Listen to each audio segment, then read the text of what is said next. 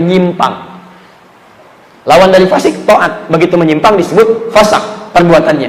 Makhluk yang disebut dengan fasik, jin yang menyimpang, jin fasik. Sekarang ketemu persamaannya. Saya turunkan, kalau sudah kelihatan begini, saya turunkan urutan-urutannya. Berarti sebelum menemukan setan kita urutkan, ada jin. Jinnya menyimpang, fasik. Lawan dari fasik adalah taat, ta'ah. Awas hati-hati. Ketika dia menyimpang dari ketentuan Allah, disebut fasik. Maka berubah kena jadi iblis namanya, iblis. Sampai sini dulu. Paham? Perhatikan, kalau sudah paham, lihat sini. Jin ini disebut fasik. Menyimpang dari ketaatan kepada Allah. Kenapa? Diperintah sujud, dia tidak mau. Dan sombong dia. Enggan, aba, wastakbar, sombong. Paham itu sini? Sekarang dia disebut fasak. Fafasaqu an amri rabbi. Makhluknya fasik. Quran surah 18 ayat 50.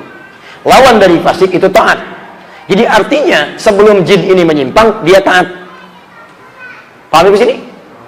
Jadi sebelum dia menyimpang, dia apa? Taat. Saya mau tanya pada antum, kalau akhirat dengan dunia bedanya berapa tahun? Sehari di akhirat berapa tahun di dunia? Tahu dari mana? Gak usah ngarang. Mengarang cuma ada di pelajaran bahasa Indonesia. Kalau tidak tahu katakan. Sehari di dunia sama dengan berapa tahun dia? Sehari di akhirat berapa tahun di dunia? Allahu a'lam. Wallahu a'lam, Allah yang tahu. Tanyakan pada Allah. Quran surah 32 ayat yang kelima. Fi yaumin kana miqdaru alf sanatin mimma ta'udun. Seharinya 1000 tahun. Seharinya akhirat 1000 tahun dunia. Jadi kalau iblis ini asalnya jin pernah taat, sehari aja ibadah di alam akhirat, sehari artinya ketaatannya sama dengan 1000 tahun dunia. Sehari. Tapi ketika dia sombong, keluar dari ketentuan Allah, hidayah tertutup bagi dirinya, dia nggak mau ambil, sombong dia, maka yang 1000 tahun tidak ada nilainya.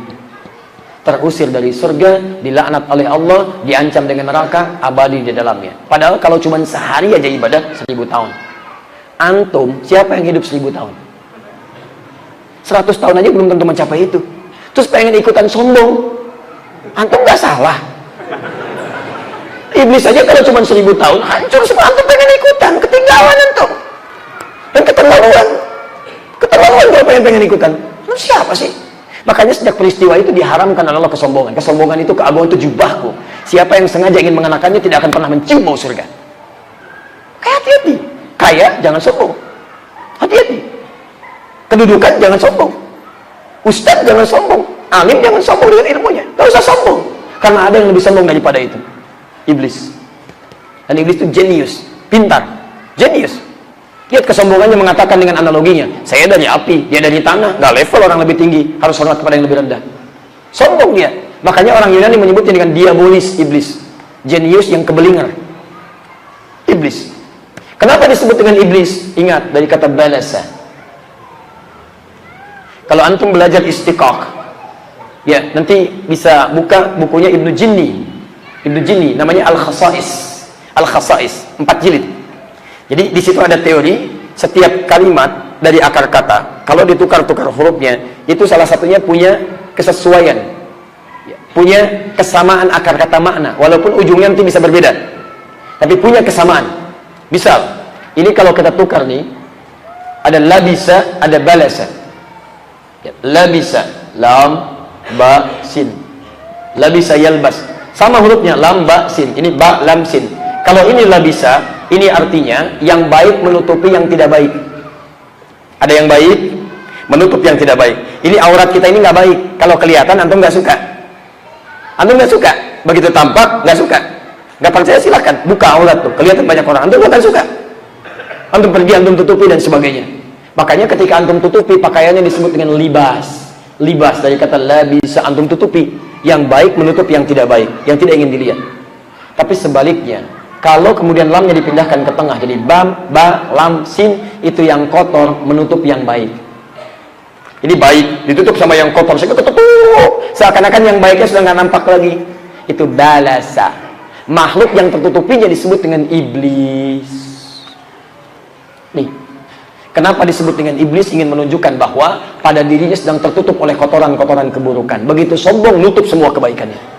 Paham? Baik, jadi makhluk ini ketika disebut iblis, dia baru sombong.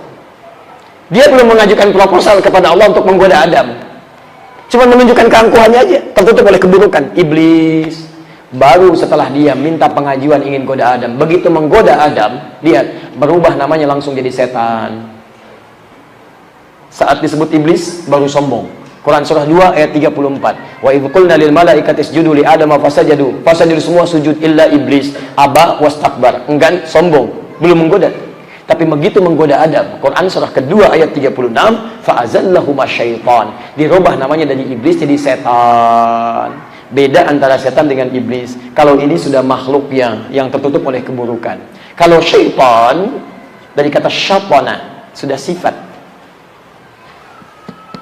Setiap hal yang menjauhkan dari kebaikan dan rahmat Allah subhanahu wa ta'ala. Segala yang menjauhkan dari rahmat Allah, dari sifat-sifat Allah, dari sifat-sifat kebaikan dari Allah, itu syaitana. Nah kerjanya, syaitana. Kalau melekat pada satu benda, satu makhluk, hidup atau tidak, maka dia menjadi syaitan. Baik kelihatan atau tidak, itu syaitan. Baik iblis menggoda Adam supaya jauh dari Allah. Ketika sifat itu melekat pada dirinya, disebut dengan setan. Paham? Karena iblis itu asalnya dari jin. Jin itu tidak nampak, jin tidak kelihatan, makanya disebut dengan jin. Setiap huruf, setiap kalimat dibuka dengan huruf jim, kemudian nun, itu artinya nggak nampak dalam pandangan. Jin disebut jin, nggak nampak dalam pandangan kita. Janin dalam perut perempuan, tidak nampak dalam pandangan kita. Kenapa disebut janin? Karena ada di dalam perut perempuan, tak nampak dalam pandangan kita. Bayangkan kalau janin kelihatan, itu janinnya sedang bergerak, masya Allah, tertutup. Jannah, jin, nun, ta, jannah, surga. Kenapa disebut jannah? Karena belum nampak sekarang dalam pandangan kita. Maka jin disebut jin karena fitrahnya tersembunyi, tidak kelihatan. Nggak kelihatan. Jadi kalau ada jin melakukan penampakan, itu jin sedang keluar dari fitrahnya. Jin bermasalah. Jin punya masalah. Karena fitrahnya tidak tampak. Apalagi kalau ada manusia mencari-cari penampakan jin, lebih bermasalah. Tapi dia berjubah, Ustadz, nggak peduli. Walau jubahnya selebar Batman misalnya, tetap salah. Salah, hati-hati. Lawan dari jin itu ins. Lawannya langsung. Jin punya 3 arti: tersembunyi, kasar, tidak harmoni. Kasar. Ins punya 3 arti. Lawan langsung dari jin. Kalau jin tersembunyi, ins tampak. Kalau jin kasar, ins itu lembut. Al-uns, lembut. Beda dengan jin. Makanya belum pernah ada orang kemasukan jin jadi lembut. Ada orang kemasukan, datang ke Masjid Al-Irsyad, Assalamualaikum Ustaz, mau izin ikutan ta'lim. Kemasukan jin, mustahil. Mustahil. Kalau tidak kata-katanya meracau, tindakannya mengacau. Silakan cek. Ruqyah jadi gini, jadi gitu, macam-macam. Saya dapat tadi pertanyaan, saya baca, Masya Allah, keluarga saya Ustaz diduga kerasukan jin. Begitu di ruqyah, main silat katanya. Masya Allah. Anda bisa bayangkan. Manusia tidak, lembut, ins. Makanya disebut lembut, ins. Ada pernah orang baru dilahirkan langsung mencela? Nggak ada. Begitu lahir langsung mencela. Bapak kenapa mau melahirkan saya? Nggak ada.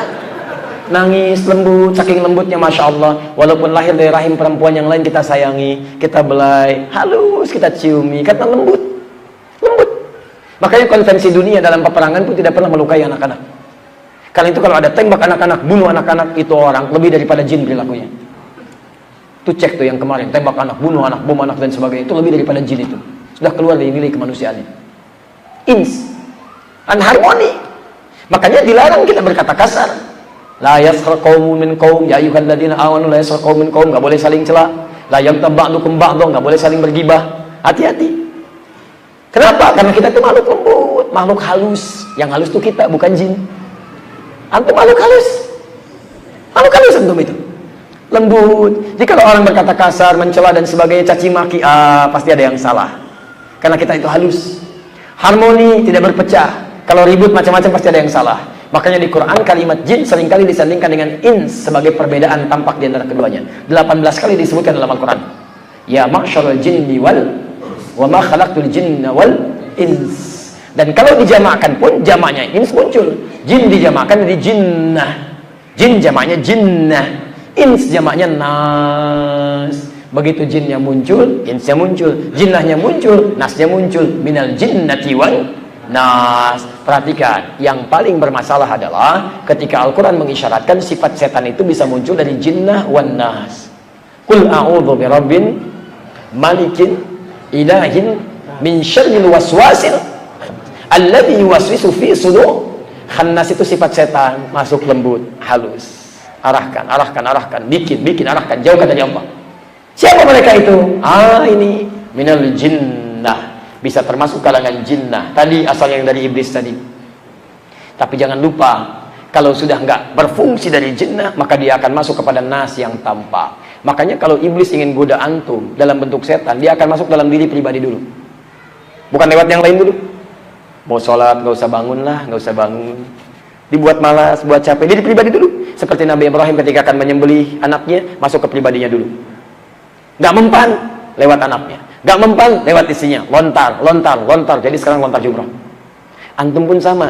Begitu nggak masuk lewat antum, tiba-tiba mau tahajud, anak-anak tadinya biasa dibikin nangis sama setan. Ummul Bashar. Hati-hati. Goda anak kecil, tiba-tiba nangis, nggak berhenti dan sebagainya. Setan masuk. Nggak masuk lewat situ, masuk lewat barang, TV. Tiba-tiba tayangan bola muncul, nggak jadi tahajud. Hati-hati. Tiba-tiba ini muncul, itu muncul, makanan muncul. Mau taklim, begitu lewat, itu tuh ratu, raja tuna, ini yang paling enak, Masya Allah. Mampir dulu, ketinggalan. Begitu taklim, habis. Setan. Jadi kalau misalnya ibu mau tahajud, yang akhwat, Masya Allah, sudah siap-siap, tiba-tiba suami panggil, Ma, sini dulu. Kenapa, Pak? Temenin Papa. Apa? Nonton bola. Masya Allah. Kan mau sholat nomor 2, nomor 1 ini. Saat yang bersamaan berarti suami ibu sedang menjadi, bukan saya yang bilang, antum sendiri. Ini jenis-jenisnya. Nama-nama tadi itu bisa melekat pada jin, bisa melekat pada diri pribadi manusia sendiri. Makanya setan itu lebih kepada sifat sebetulnya. Kalau melekat pada diri pribadi ada godaan dari jin. Kalau dipraktekkan bagian pengikutnya. Makanya disebutkan di Quran, wa may yattakhidhish syaitana qarinan fasa'a qarina. Siapa yang menjadikan setan teman, maka sekaligus jadi temannya, sekaligus jadi setan dia. Paham ya? Jazakumullah khair.